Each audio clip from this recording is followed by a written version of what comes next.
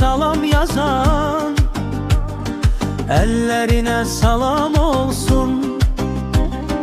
Baştan başa bütün Turan, ellerine salam olsun. Nadanların geddine yen, şeriattan libas giyen, vətən üçün şərgi deyən, dillerine salam olsun. Nadanların geddine yen, şeriattan libas giyen, vətən üçün şərgi deyən, dillerine salam olsun. Dağlarında qartal süzən, ormanında ceyran gezen, yaşıl başlı sona üzen, göllerine salam olsun.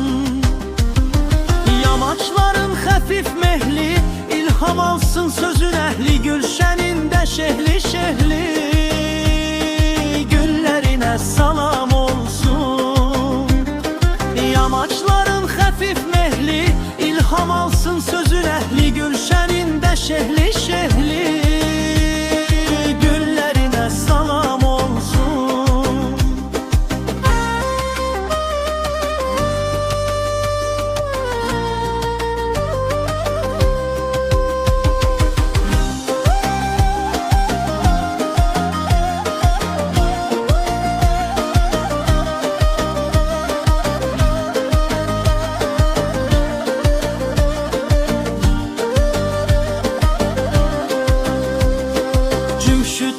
Dostu bilen, sevinç qəmi birgə bölən, şeirə dönüb axıb gələn, sellerine salam olsun.